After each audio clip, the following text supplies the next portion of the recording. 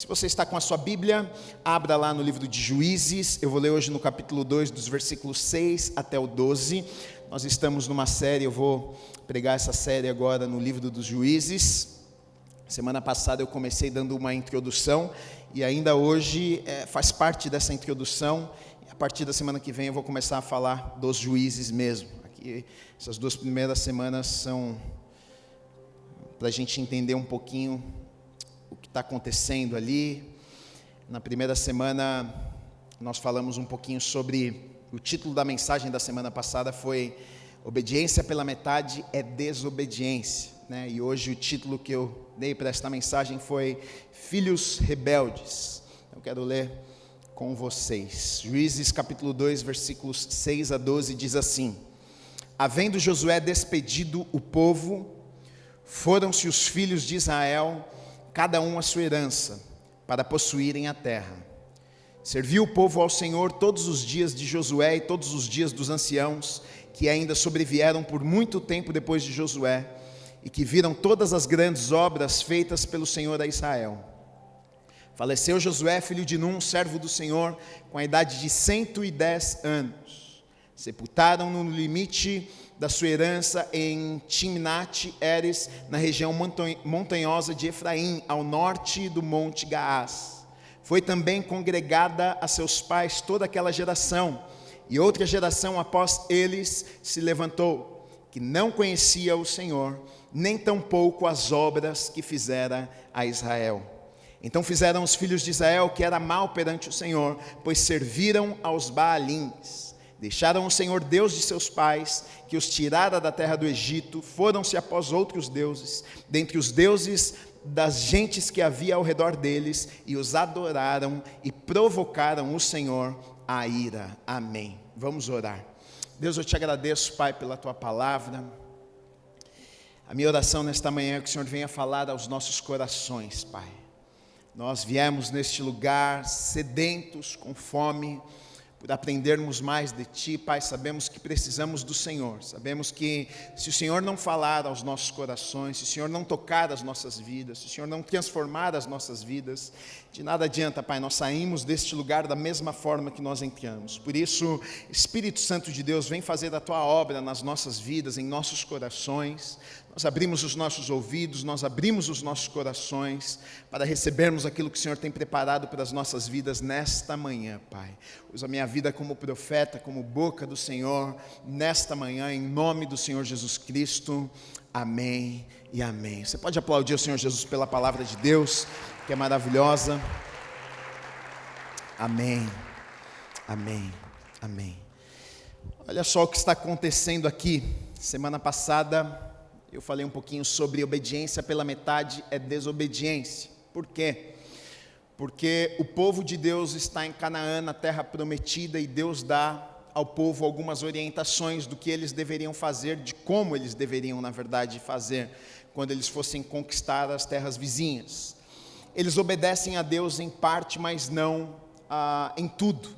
Eles perguntam a Deus o que é que eles deveriam fazer, qual é a tribo que deveria ir guerrear, e Deus fala, olha, é a tribo de Judá, e aí eles obedecem, em algumas áreas eles obedecem, então eles mandam a tribo de Judá, eles vão obedecendo em algumas partes, porém, a gente vai ver que eles não obedecem em todas as coisas. Eles chegam lá e aí eles começam a ver os inimigos que estavam à volta deles, e aí eles decidem algumas coisas que não estão de acordo com aquilo que Deus havia falado com eles. Por exemplo, Deus havia mandado matar todas as pessoas e eles não matam, eles decidem deixar algumas pessoas com vida. Por quê? Alguns inimigos eles olharam e viram que eram mais fortes do que eles viram que tinham carruagens. Outros eles pensaram, puxa, ao invés de nós matarmos os inimigos, vamos fazer o seguinte. Eles tiveram um olhar comercial, econômico, pensaram, puxa, ao invés da gente matar, por que a gente vai matar? Vamos colocar eles para trabalharem para nós. A gente faz deles nossos escravos, e ao invés da gente matar, a gente vai ter um monte de servo, um monte de gente trabalhando a nosso favor, cultivando a terra, pagando para nós uma conta ainda, pagando aí, enfim, funcionários a mais, e eles começaram a fazer isso, usaram dessa estratégia, porém, Deus havia dado um direcionamento diferente para eles, e eles foram decidindo fazer algumas coisas que eles pensavam que era o melhor naquele momento.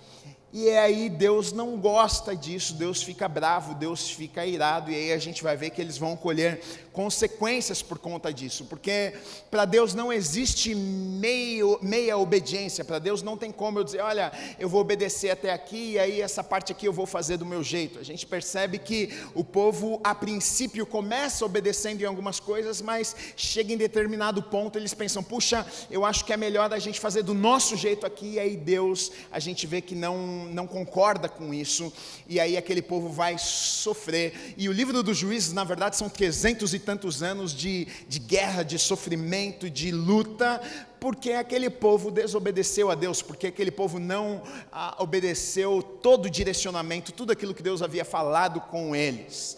Agora aqui o que nós lemos é o seguinte: morreu Josué. Quem foi Josué? Josué foi aquele que conduziu o povo até a terra prometida, até Canaã. Levou uma geração até a terra prometida. Moisés morreu na beira da terra prometida lá, e quem entrou na terra prometida foi Josué com uma geração. E a Bíblia conta que Josué morreu, e com ele morreu aquela geração, e surgiu uma nova geração. O problema é que a Bíblia vai dizer que aquela geração não amou a Deus, e nem serviu a Deus, e nem conheceu o Deus dos pais. Não sabia das histórias dos pais, não amou o Deus dos pais, não serviu o Deus dos pais, não se importou com a história que os pais viveram até ali. Então morreu com Josué aquela geração que viveu grandes milagres, uma geração que experimentou coisas maravilhosas, uma geração que viu Deus de perto, o Deus que no meio do deserto, o Deus que abriu o mar, fechou o mar, o Deus que fez maravilhas. Essa geração morreu, agora nasce uma nova geração. E aqui um problema é que a Bíblia vai nos começar contando que aquela geração não conheceu esse Deus, não teve experiências com esse Deus. E aí a primeira coisa que eu coloquei aqui é que a gente vai ver aqui, a gente vai poder analisar a história e vai ver uma síndrome agora da segunda geração, algo que eles vão viver que não era para eles viverem. Não era o plano de Deus para eles. Deus tinha um plano maravilhoso, Deus tinha uma terra, eles estavam na terra que Deus havia preparado para eles. Olha, vocês estão na terra prometida, vocês estão no lugar que Deus está prometendo faz tempo, Deus está falando já há muito tempo, olha, eu vou levar vocês para um lugar maravilhoso. Agora eles estão lá nesse lugar maravilhoso, né, que Deus havia prometido já há tanto tempo, mas eles estão lá e não vão viver aquilo que Deus tem para a vida deles, mesmo estando na terra prometida que Deus havia prometido para eles há tanto tempo atrás. A gente vê que essa geração agora vai sofrer naquele lugar que era para ser bom. Por que é que isso acontece? A síndrome da segunda geração, eu coloquei aqui a primeira geração, ela flexibilizou alguns valores, e na verdade a segunda geração colheu frutos amargos por conta disso. Na Bíblia, na verdade, se você for olhar e se você for ler os textos aqui de Juízes, em nenhum lugar Deus vai responsabilizar a primeira geração do que a segunda viveu. Deus não vai falar, olha, a culpa é da primeira, a segunda geração, os filhos, a culpa é do pai, da mãe, que não ensinaram. Não, Deus não culpa ninguém, até porque nós somos responsáveis por aquilo que nós fazemos, independente se eu tive um pai bom, uma mãe boa, se meu pai foi muito ruim, eu tenho o poder de escolha, decisão, e aquelas pessoas tinham também. Porém, a gente vai ver aqui na história o que? Os pais flexibilizaram, os pais permitiram algumas coisas, os pais que ainda tinham temor, eles tinham temor. A gente vê que na geração de Josué, eles entraram ali na terra prometida, eles foram para Deus perguntar, Deus, o que é que a gente faz? Qual que é a tribo que o Senhor quer que vá para guerrear? É a tribo de Judá? Então a gente manda a tribo de Judá, tá bom. Eles ainda tinham um temor, eles conheciam a Deus, eles tinham tido experiências com Deus, e aí Deus conduz eles em algumas coisas, eles vão vivendo ali com Deus, mas eles flexibilizaram algumas coisas, eles deixaram algumas coisas entrar, eles tiveram uma obediência parcial, e aí eles não não experimentaram muitas coisas ali na geração deles, e esse que eu vejo que é o grande problema. Eu vejo que muitos dos erros nas nossas vidas, a gente acaba errando, sabe por quê? Porque muitas vezes a gente não vê as consequências no momento que a gente erra. Se a gente errasse e colhesse a consequência do erro no dia seguinte, talvez a gente pensaria melhor se a gente iria errar ou não, mas muitas vezes a gente não colhe no dia seguinte. A gente erra e aí nada acontece, a gente pensa, tudo bem, esse erro aqui não vai causar nada na minha vida. Aí a gente vai, desobedece a Deus mais uma vez e nada acontece. Acho que Deus não viu esse errinho meu. Aí a gente vai, faz mais uma escolha que Deus não viu. Deus não viu, Deus acho que estava ocupado com alguma outra coisa, acho que não tem problema. E a gente vai vivendo assim, achando que nunca vai, o resultado nunca vai aparecer, os frutos não vão vir. E aquele povo talvez pensou isso, porque eles estavam lá na terra prometida, vivendo algo de Deus para a vida deles.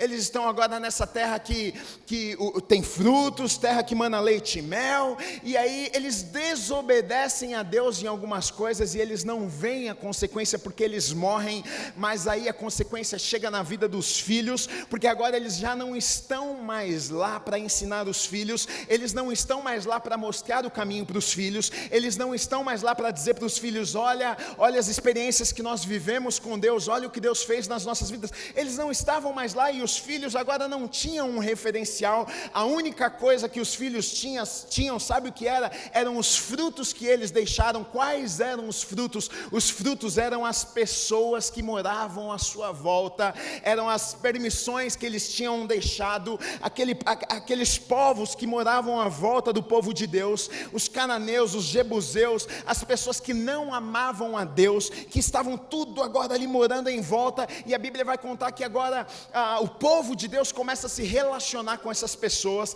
os homens começam a casar com as mulheres, eles começam a ter amizade com outros povos, eles começam a adorar outros deuses, Baalins, eles começam a servir outros deuses. Eles estão colhendo agora frutos que os pais deixaram, e agora eles vão passar por um período longo de sofrimento, de luta, de guerra, que Deus não tinha preparado para a vida deles por conta de escolhas erradas que os pais fizeram. Aí a gente pode parecer contraditório, porque eu posso pregar para você e dizer assim, olha, não importa o que seu pai fez, o que sua mãe fez, a tua história não é definida por aquilo que fizeram para você. E é verdade isso, porque você tem o poder de fazer escolha na tua vida. Por mais que fosse difícil para aquelas pessoas, por mais que eles estivessem ali, estivessem colhendo frutos do pai e da mãe, e ter que batalhar contra os inimigos que estavam ali à volta deles, e pensando, puxa, por que é que nós estamos vendo isso aqui? Se eles tivessem tomado uma decisão diferente, se eles olhassem para Deus, se eles dissessem, olha Deus, por que é que nós estamos vivendo isso aqui? Nós estamos na terra prometida, por que é que o Senhor está permitindo essa confusão à nossa volta? Se eles tivessem feito isso, Deus os teria livrado das mãos dos inimigos, Deus teria mudado a história daquele povo. Tanto que o que nós vamos ver é Deus o tempo inteiro. O livro dos Juízes, na verdade, é justamente isso, Deus levantando homens, mulheres de Deus, o tempo inteiro, juízes, líderes, para trazer aquela nação de volta, para que aquelas pessoas pudessem mais uma vez olhar para Deus, porque Deus sabia que a única forma daquele povo ter a vitória era olhando para Deus, era tendo o coração daquele povo de volta.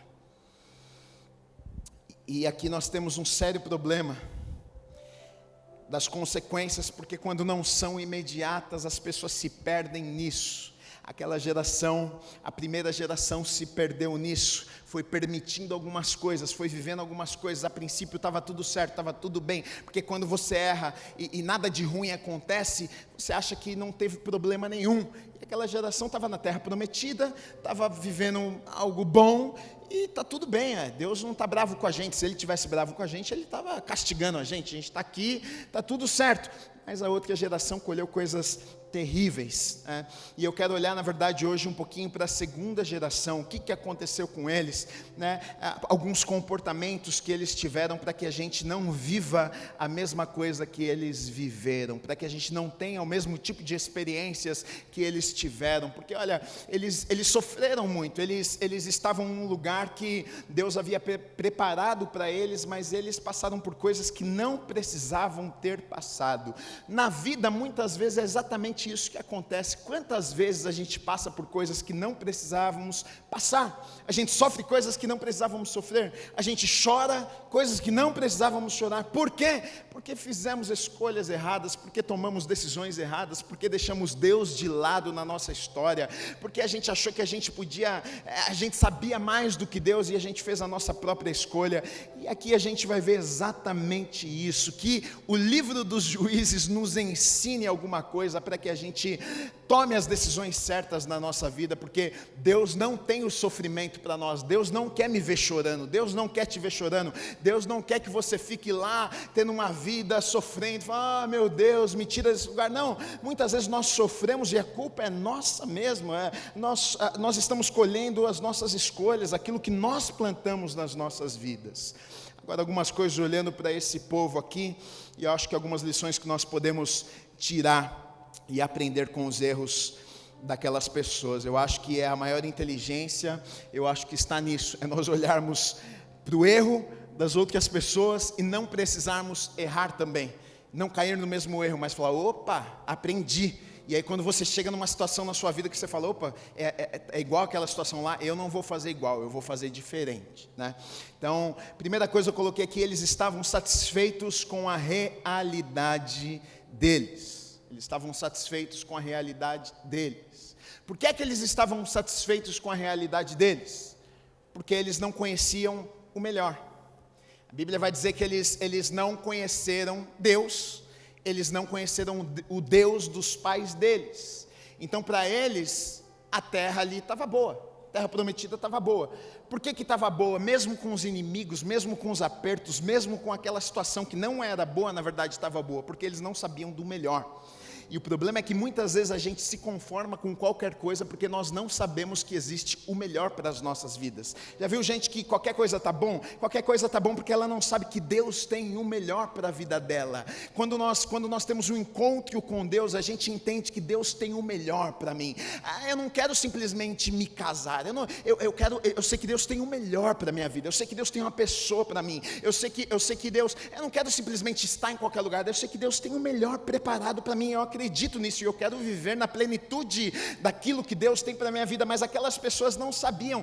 Canaã está bom, a terra mana leite e mel, mesmo que está cheio de inimigo, mesmo que está uma confusão, mesmo que a gente está sofrendo opressão, mesmo que as coisas não estão tão boas assim, mas eles não conheciam, eles não sabiam do Deus de Israel, eles não sabiam do Deus poderoso que operava maravilhas. Então para eles estava tudo bem, e muitas vezes a gente deixa de viver na plenitude daquilo que Deus tem para as nossas vidas, simplesmente por causa da nossa ignorância, de não sabermos aquilo que Deus tem para nós, e aí qualquer coisa serve, qualquer coisa serve.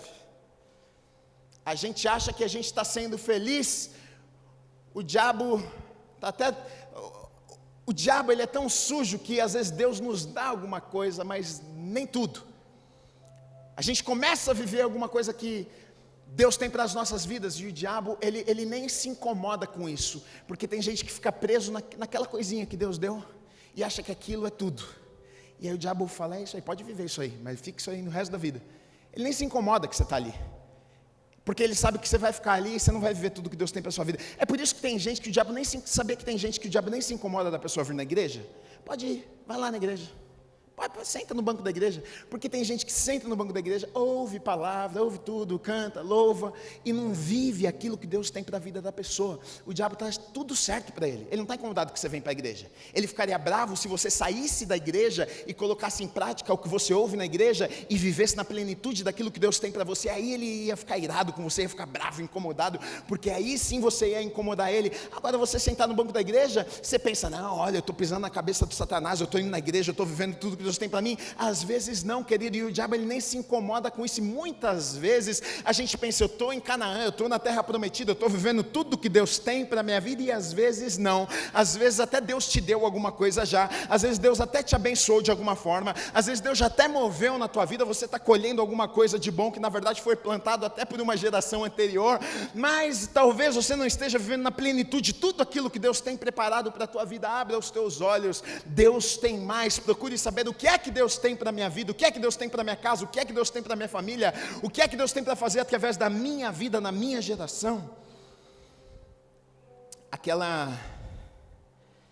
O diabo vai usar inúmeras estratégias para nos prender no lugar que nós estamos. Ele vai usar comparação, ele vai nos mostrar os inimigos e vai dizer, olha, foi na verdade o que ele usou com aquela segunda geração. Porque quando aquela segunda geração olhou para os inimigos e viu os inimigos, alguns mais fortes, eles pensaram, nós não podemos. Então vamos ficar no lugar que nós estamos, já está bom demais, a terra mana leite e mel, vamos ficar aqui, para que mexer? E o diabo muitas vezes vai usar isso, ele vai tentar nos impedir de avançarmos, porque ele vai falar, você não é capaz, você não é inteligente, você não pode, você não consegue, você não tem o que você precisa para avançar. Ele vai usar inúmeras ferramentas para nos deixar empacado no lugar que nós estamos lá pensando, eu vou morrer aqui, está tudo certo. Ele vai e põe os inimigos à nossa volta lá e quer deixar a gente nesse lugar. E muitas vezes as pessoas vivem uma vida medíocre pensando que aquilo ali é o melhor de Deus para a vida delas, e Deus tinha mais. Deus queria que avançasse, Deus queria que fizesse, Deus queria que conquistasse a terra toda, Deus queria que conquistasse as terras vizinhas, mas o povo estava ali achando, está tudo bem aqui, vamos ficar ali. Mas na vida com Deus, querido, você sabia que não é estático. A vida com Deus é que nem uma subida, se você não anda para frente, você vai para trás, não tem como você ficar parado, se você não está avançando com Deus, se você não está conquistando terras, se você não está vivendo aquilo que Deus tem para a tua vida, querido, o diabo está tentando te puxar para trás, está tentando roubar a tua família, está tentando roubar propósito, está tentando roubar os sonhos do teu coração. Se você não ora, se as coisas não queimam no teu coração, o diabo todo dia está lá tentando lançar uma coisa para te desanimar, para falar que você não é capaz, para falar que você não é inteligente, todo dia. Se você deixar, aos poucos você vai perceber que você vai estar nesse lugar pensando, é aqui mesmo que eu vou passar para o resto da vida, está tudo bem, vou ficar aqui. É isso que o diabo quer que você pense, é assim que o diabo quer que você pense, igual aquelas pessoas estavam pensando, me deixa aqui que está tudo bem comigo. Agora, um segundo problema que eu vejo é que eles receberam a bênção de Deus, porque eles estavam na terra prometida. Terra prometida eles estavam, mas eles não reconheceram o Deus da bênção. Olha que coisa terrível. Receberam a bênção, mas não reconheceram o Deus da bênção. Eles estavam ali na terra prometida só por causa de Deus, porque eles não tinham forças, eles não tinham poder, eles não tinham habilidade, eles não tinham armas para avançar e conquistar, para estar lá na terra prometida. Eles não conseguiriam sair lá do Egito, eles não conseguiriam vencer Faraó, eles não conseguiriam andar 40 anos no deserto, sem comida, sem direção, e chegar até... Eles não conseguiriam atravessar um mar em terra seca, eles não conseguiriam fugir do exército de Faraó e guerrear contra o exército de Faraó. Quem é que fez isso na vida daquele povo? Foi Deus. Quem que colocou aquele povo na terra prometida? Foi Deus. Mas eles estão lá desfrutando da bênção de Deus, mas esqueceram que quem colocou eles lá foi Deus. E é exatamente, muitas vezes, é isso que acontece nas nossas vidas. A gente gosta da bênção de Deus, mas esquece do Deus que nos abençoou. A gente gosta daquilo que Deus faz nas nossas vidas, mas a gente se esquece que é Deus que faz nas nossas vidas. Você sabia que é Deus que faz na tua vida tudo, querido? Tudo. Não, mas é que eu sou inteligente. Não interessa o quão inteligente você seja, querido. Se Deus chamasse a tua senha nessa noite, 245, João, você não estava aqui nessa manhã. Nessa manhã a tua família estava lá, chorando lá no teu velório, porque chamaram a tua senha. Deus é quem te dá, Ele que controla todas as coisas. Não é você, tudo vem dele, tudo é para Ele. Agora, muitas vezes nas nossas vidas a gente acha que a gente pode controlar, a gente pensa que a gente é inteligente, a gente pensa que nós conquistamos, que nós chegamos lá, que a gente conseguiu. Não, eu não preciso de Deus, foi eu que fiz na minha vida. Aquele povo estava pensando, nós estamos aqui na terra prometida, está tudo certo, e se esqueceram que Deus havia colocado eles lá. Você está onde você está porque Deus permitiu. Você tem o que você tem porque Deus te deu. Não, mas eu trabalhei. Quem te deu força para trabalhar foi Deus. Não, mas é porque eu tive uma grande ideia. Quem te deu inteligência foi Deus. Não, mas é porque eu fiz um grande negócio, uma parceria, como é que chama quando você junta com outra pessoa? Sociedade. Foi Deus que te conectou. Você não acredita nisso? Então vai fazendo a sua própria força. Você pode até conseguir em alguma área da tua vida, mas você não vai conseguir segurar tudo de pé, não. Você pode ganhar dinheiro, mas perde a família. Você conquista um negócio, mas o filho você perde. É só Deus para nos dar força, sabedoria, para conseguir colocar as coisas juntos. É família, é a casa, é o trabalho, é o sustento, é liderar, é ser exemplo na vida dos meus filhos, é ser um bom marido, é ser um bom pai. É um milagre de Deus nas nossas vidas, é só o Espírito Santo de Deus para nos ajudar a vivermos uma vida assim. É Deus que faz nas nossas vidas, não somos nós. Aquele povo se esqueceu, e Deus sabia disso, e Deus já havia avisado antes, Deus já havia falado mais de uma vez. Por exemplo, lá em Deuteronômio, no capítulo 6, versículos 10 a 12, olha o que Deus disse: havendo-te, pois, o Senhor teu Deus introduzido na terra que sob juramento prometeu a teus pais, Abraão, Isaque e Jacó, te daria grandes e boas cidades que tu não edificaste. Olha o que Deus está dizendo: Deus daria grandes cidades que o quê? Tu não edificaste, tu não fez nada, meu filho. Eu que fiz na tua vida, eu que te levei para lá. Você não fez nada. Deus falando. E casas cheias de tudo que é bom, casas que não encheste, poços abertos que não abriste, vinhais e olivais que não plantaste, e quando comeres e te fartares, olha o que diz o versículo 12: guarda-te para que não esqueças o Senhor, que te tirou da terra do Egito, da casa da servidão. Meu filho, não se esqueça que quem fez isso na tua vida foi Deus. Mas é fácil esquecer, né? Quando está tudo ruim, meu filho, todo mundo lembra de Deus. Quando o médico vem para você e fala: você vai morrer, você tem 2 meses de vida, Deus. O cara nunca acreditou em Deus, mas liga agora, ele liga para todo pastor, mãe de santo, pai de santo, para o padre, liga para todo mundo que ele acredita que se relaciona com Deus, ele liga, pede para orar, pede para rezar, pede para fazer qualquer coisa. Agora ele acredita em Deus. Agora, se está tudo bem, não precisa de Deus. A conta no banco está recheada. A princípio parece que está tudo bem. Família está de pé, está organizado. Eu não preciso de Deus.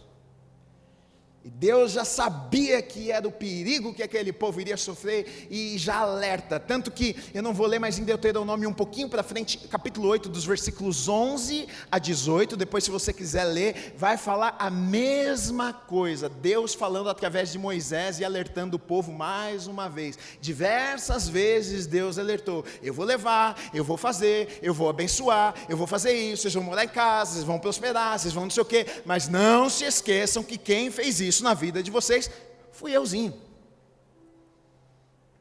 A gente é tão bom em nos esquecermos, né? A gente acha algumas vezes que a gente não precisa de Deus. Coloque a tua dependência em Deus, querido e querida. Saiba que nós não somos nada se não for Deus nas nossas vidas, se não for Deus na nossa casa, se não for Deus na nossa família, se não for Deus na nossa história. Nós estamos perdidos. Estamos perdidos. As pessoas, a triste realidade é que muitos descobrem já tão tarde em suas vidas, sofrem, chegam muitas vezes no final da vida e vão descobrir isso lá na frente. Puxa, eu queria ter descoberto isso antes, que não tem jeito sem Deus. As pessoas correm atrás de tantas coisas para serem felizes e descobrem que não conseguem ser felizes. Fazem tantas coisas para ter um pouco mais de paz no coração e acabam descobrindo que não conseguem ter paz no coração. Porque a alegria verdadeira, porque a paz verdadeira vem dele nas nossas vidas. Não tem coisas, não tem dinheiro, não tem carro, não tem casa, não tem nada, não tem pessoas que consiga completar o vazio que existe nos nossos corações. É só Deus. Nós fomos criados para a eternidade. Essa vida aqui não faz sentido enquanto Deus não mora nos nossos corações. A gente fica correndo de lá para cá, de cá para lá, e a vida é vazia. A gente dorme, acorda e parece que as coisas não fazem sentido. ganha mais dinheiro, trabalha, conquista, mas continua infeliz e parece que não faz sentido. O que é que está acontecendo? É por isso que nos dias de hoje é depressão, é ansiedade, as pessoas estão desesperadas, porque elas conquistam, elas avançam, elas fazem, e no fim das contas elas descobrem: eu não consegui ainda ser feliz mesmo assim. Elas se casam, elas descobrem: caramba, eu casei e não sou feliz ainda. Elas compram um carro e descobrem: eu comprei um carro e não sou. Eu compro um barco, a casa na praia que tanto sonhava, e meu Deus, eu descobri que com a casa na praia eu ainda não sou feliz. O que é que está acontecendo? Como é que a gente se protege disso? Como é que a gente guarda os nossos corações disso? Nós precisamos colocar Deus no lugar certo nas nossas vidas. O problema, queridos, não são as coisas. O problema não era o povo estar na terra prometida. O problema não é o lugar que eles estavam, porque Deus queria isso para a vida deles. Deus tinha prometido já há tanto tempo: vocês vão para lá. Então o problema não é da terra. O problema é que eles estavam na terra e não reconheceram que Deus levou eles para a terra. Então qual que é o segredo? É reconhecer Deus, é colocar Deus no lugar certo, devido na minha vida, é dar graças a Deus, é colocar Deus em primeiro lugar. Deus, se hoje eu estou aqui, é porque o Senhor me permitiu estar aqui. Deus, se hoje eu tenho estas bênçãos na minha vida, é porque o Senhor me abençoou. Deus, se hoje eu tenho essa família, é porque o Senhor me abençoou, o Senhor me permitiu, o Senhor me deu sabedoria. Olha, o Senhor me fez um homem. Olha, Pai, o Senhor tem me dado sabedoria para conduzir estas coisas, o Senhor tem me dado inteligência, Pai, o Senhor tem abençoado, o Senhor tem me conectado com as pessoas. Quando nós colocamos Deus no lugar que Ele precisa estar nas nossas vidas, queridos, nós estamos guardados em Deus. Sabe por quê, queridos? Se nós não fizermos isso, se a gente pensa que, não sou eu que fiz, aí, queridos, deixa eu dizer uma coisa para vocês vão ter que lutar com muita força, porque aí Deus vai dizer: então tá bom, foi você, então toma conta daquilo que você construiu. Aí o inimigo vai se levantar, você vai ter que proteger o seu negócio, você vai ter que proteger a tua casa, você vai ter que proteger a tua família. Foi o que aconteceu com aquele povo. O povo está lá, não reconheceu Deus, eles não reconheceram que foi Deus que havia colocado eles ali, e aí Deus diz: então tudo bem, então eu vou deixar os inimigos lutar contra vocês. E aí agora eles estavam lá sozinhos, tiveram que passar mais de 300 anos no sofrimento, guerreando, e uma luta, e sofre opressão, e não precisavam, porque eles achavam o quê? Não, nós conquistamos, nós chegamos até aqui. Agora, queridos, quando nós colocamos Deus em primeiro lugar nas nossas vidas, na verdade a gente tira a responsabilidade de nós e colocamos a responsabilidade nas mãos de Deus. Deus, a minha vida é do Senhor, a minha casa é do Senhor, os meus negócios são do Senhor, o meu dinheiro é do Senhor. É o Senhor quem cuida, é o Senhor que abençoa, é o Senhor que favorece. Deus, se o Senhor disser sim, é sim, se o Senhor disser não, é não. Queridos, se Deus quiser me abençoar, pode o presidente, pode a crise, pode a pandemia, pode o que for dizer não para mim, mas se o meu Deus, o Deus Todo-Poderoso, o Deus de Israel disser: eu vou abençoar o Guilherme, eu vou promover o Guilherme, meu querido, nada pode impedir aquilo que Deus quer fazer e vai fazer. E na sua vida é assim. Por isso, se você colocar Deus em primeiro lugar na sua vida, você está seguro, a tua casa está segura, a tua família está segura, os teus negócios estão seguros, o teu dinheiro está seguro. Gui, aonde é que eu vou colocar meu dinheiro agora? Coloque nas mãos de Deus. Pergunta para Deus aonde você tem que colocar o teu dinheiro. Gui, mas o meu trabalho. Pergunta para Deus o que é que você tem que fazer com o teu trabalho, porque se você andar debaixo de direcionamento e colocar Deus em primeiro lugar na tua vida, pode ter certeza que Ele vai cuidar de tudo por você.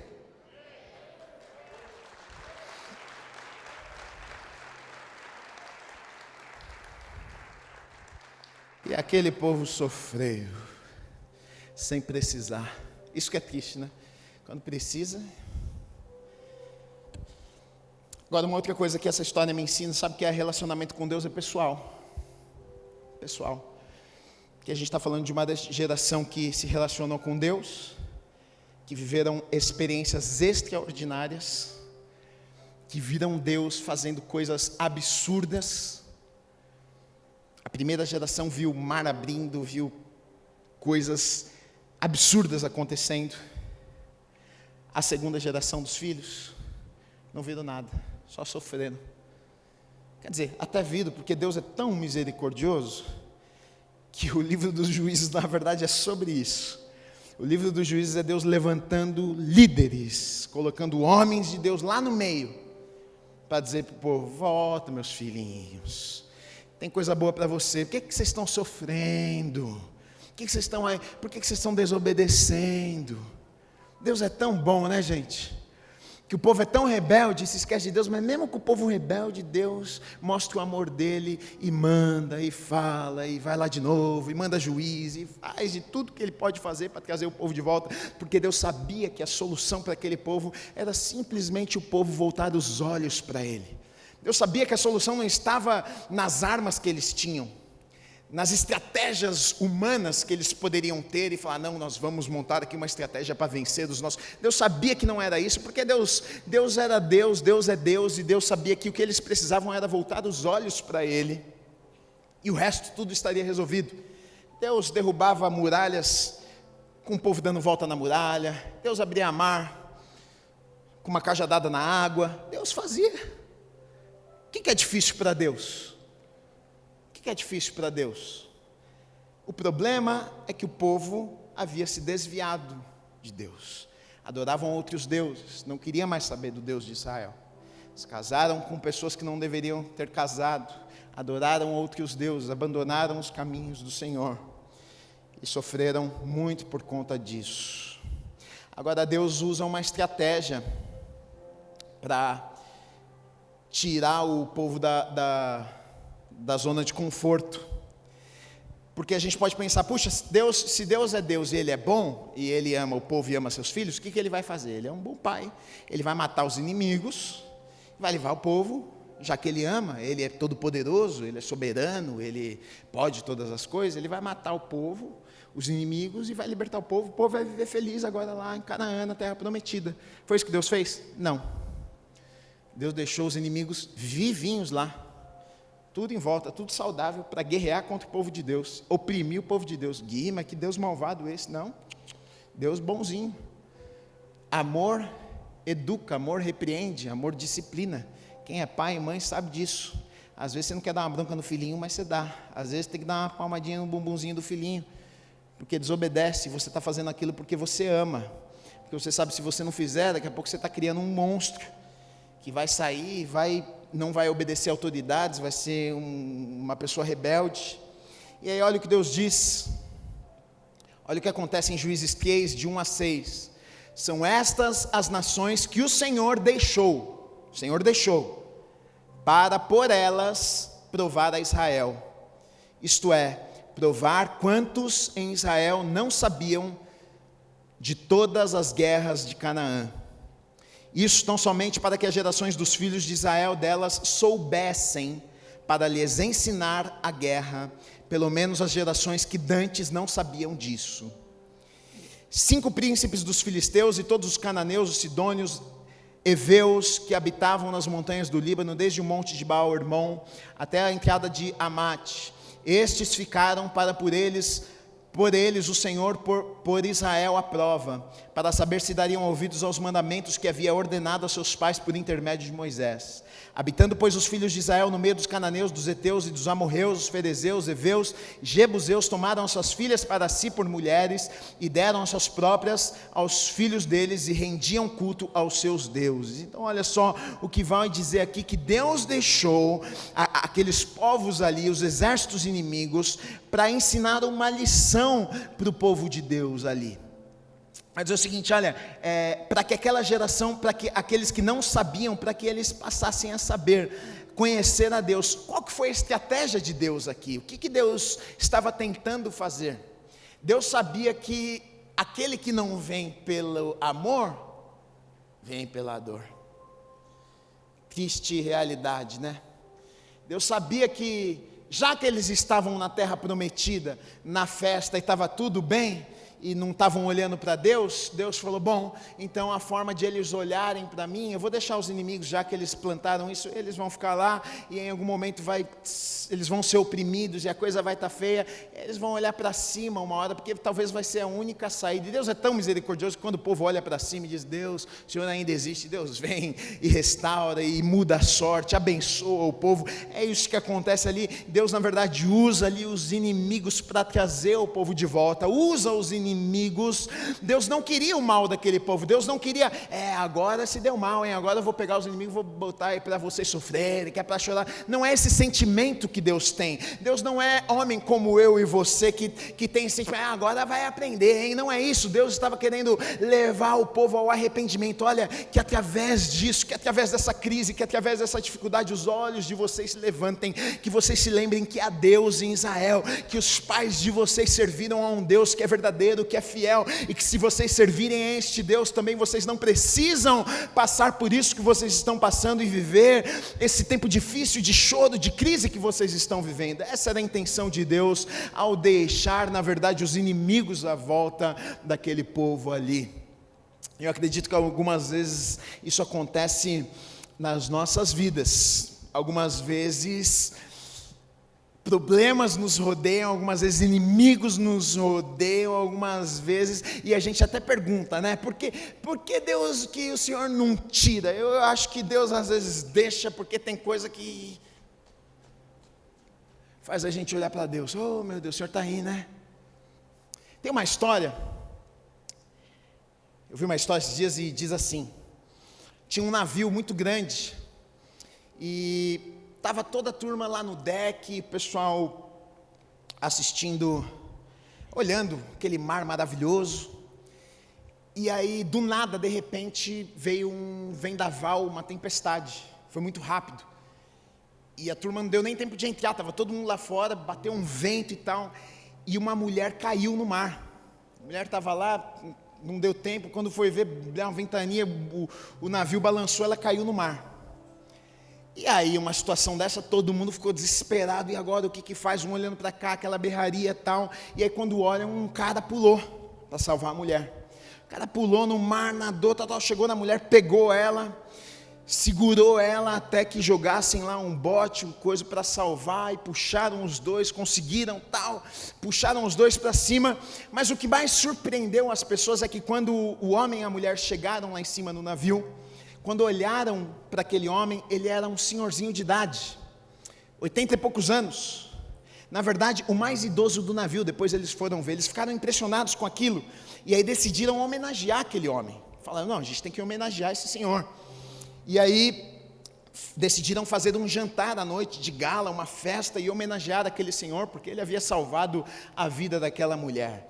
E aí fizeram um jantar à noite, todos convidados, o navio todo, e uma grande comemoração, porque aquela mulher estava morta, e aí o senhorzinho salvou a vida dela, e lá no jantar chamaram o senhorzinho lá à frente, para que ele pudesse dar uma palavra para as pessoas, né, falar alguma coisa. E aí o senhorzinho foi lá na frente, deram um microfone para ele, ele chegou lá, e aí todos perplexos, as pessoas na verdade ficaram até envergonhadas, né, porque os mais novos, foi uma lição para os mais novos, tipo assim, vocês não fizeram nada, e o senhorzinho pulou e salvou a vida da mulher. Aí o senhorzinho pegou o microfone, olhou para todo mundo e falou assim, eu só queria fazer uma pergunta, quem foi que me empurrou?